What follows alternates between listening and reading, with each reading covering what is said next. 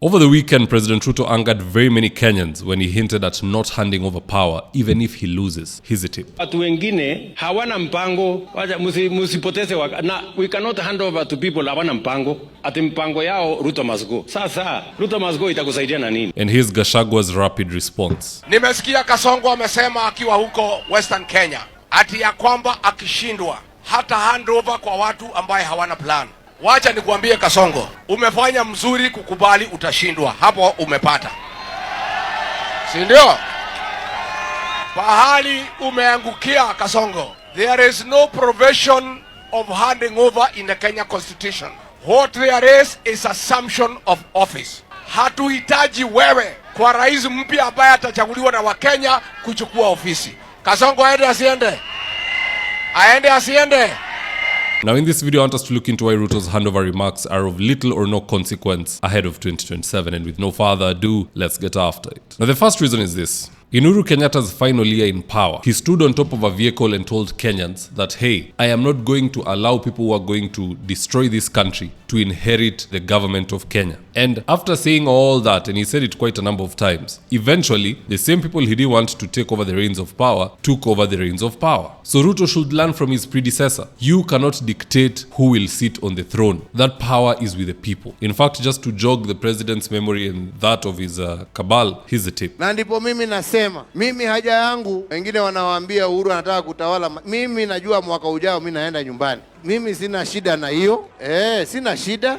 Lakini nia yangu ni kuhakikisha ya kwamba wale ambao wataendelea hawatakuwa watu ya kunyanyasa na kuibia wananchi. Ama ni namna gani wenzangu? Nia yangu ni kuhakikisha ya kwamba wale ambao wataendelea watakuwa na hiyo roho ya kuunganisha Wakenya, sio kuwaganya Wakenya. Namna gani bwana?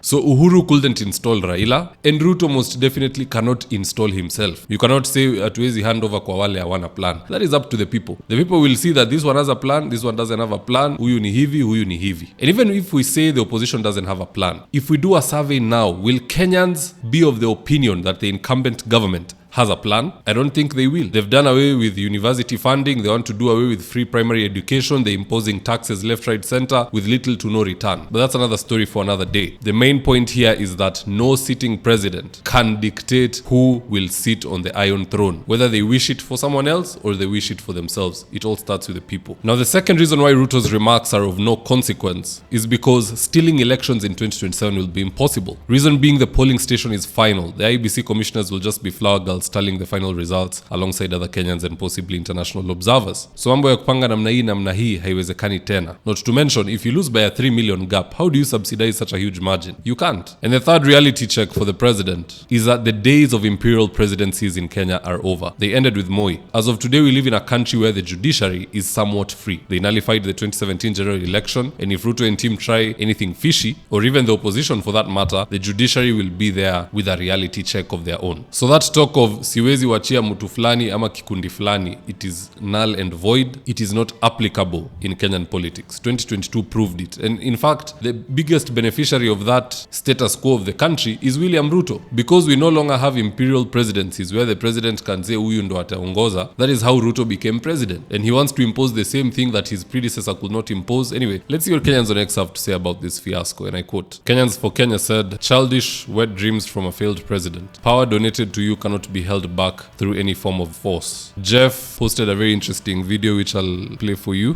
Ruto, ujue siku zako zinahesabika kama kuku ya Christmas. Tutakutoa hapo State House, wachana kabisa na mambo ya Wakenya. Sitati Wasilwa said, William Ruto, you don't own Kenya. We will send you home and you will hand over power. Our Truth said, mpango ilikuwa kuua, kuiba na kuamaliza wa Kenya. The African Mogul said, you can and you shall, with an attached image there. The Democrat said, the people of Kenya shall get you out of office. But what say you guys? Do drop me your comments in the comment section below and I'll do my best to read them and to give you a response. In the event you're here for the first time, please go on and hit the subscribe button. And if you're watching for a different platform, just head on over to YouTube, search for Wafula. Hit the subscribe button, you're going to be getting a ton of content of this nature. If politics is something you're passionate about, this is definitely the one channel that you really need to subscribe to. Alright guys, adios.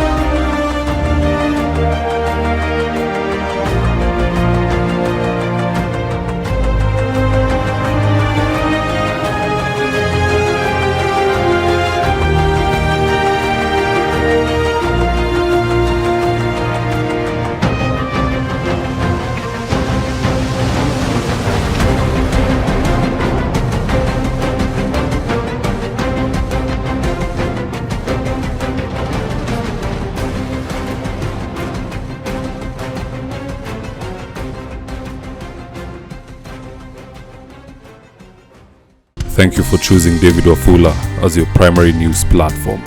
We put countless hours in research, recording, and editing.